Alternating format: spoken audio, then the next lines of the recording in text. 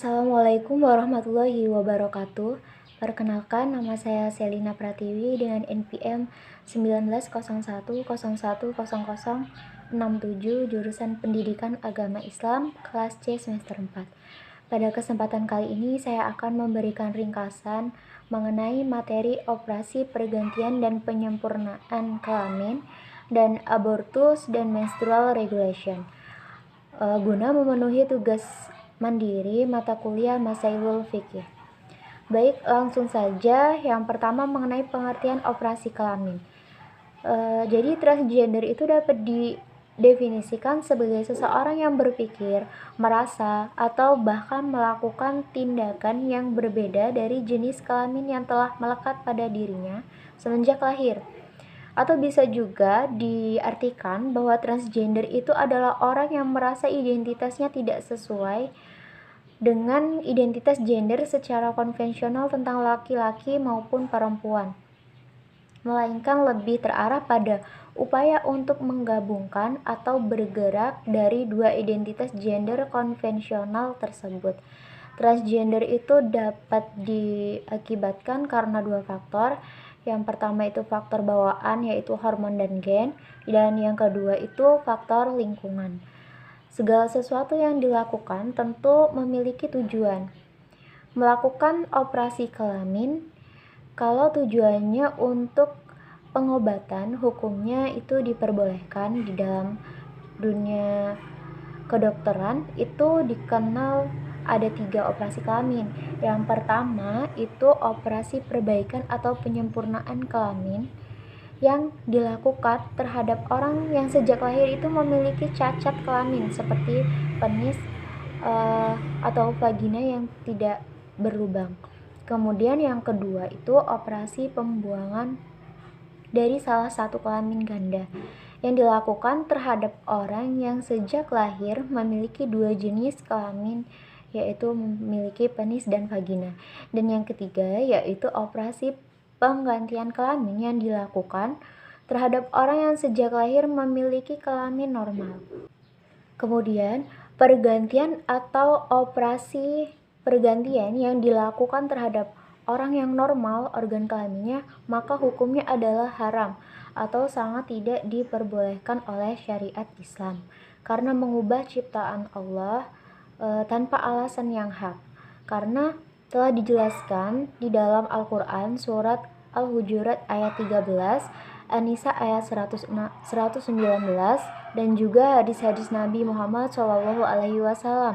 Dan yang diperbolehkan dalam syariat Islam adalah operasi perbaikan atau penyempurnaan organ kelamin terhadap orang yang cacat kelamin demi terciptanya kemaslahatan, dan juga untuk menghilangkan bahaya yang ditimbulkan, serta perbaikan atau penyempurnaan terhadap orang yang memiliki organ kelamin ganda. Maka diwajibkan untuk mematikan salah satu organ kelamin sesuai organ kelamin di dalamnya, karena bermanfaat untuk memperjelas status dan menghilangkan kelainan psikis dan sosial agar tidak terjerumus ke dalam hal yang menyesatkan dan dosa. Dan kemudian yang kedua yaitu mengenai abortus dan menstrual regulation. Abortus sendiri itu dalam bahasa Inggris berasal dari kata abortion yang berasal dari bahasa Latin, yang artinya adalah gugur kandungan atau keguguran. Usaha pengguguran kandungan itu banyak sekali dilakukan oleh para wanita dengan berbagai alasan.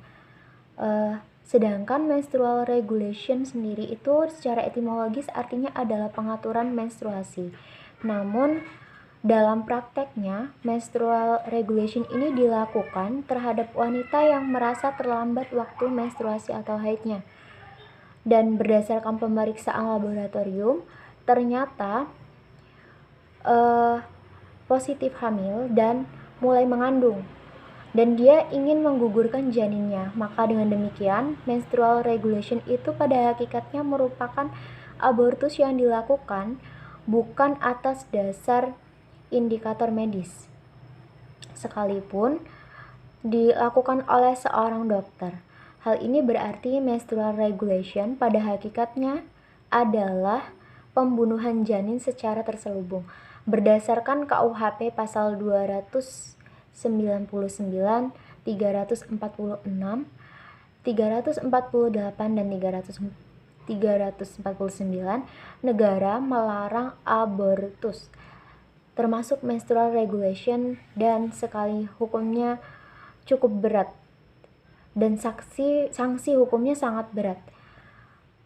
Bahkan hukumnya itu tidak hanya ditujukan kepada wanita yang bersangkutan, wanita yang melakukan hal tersebut, namun juga semua yang terlibat dalam kejahatan ini dapat dituntut, termasuk seperti dokter, dukun bayi, dan sebagainya yang mengobatinya, yang menyuruhnya ataupun yang membantunya itu akan terjerat di dalam hukum itu.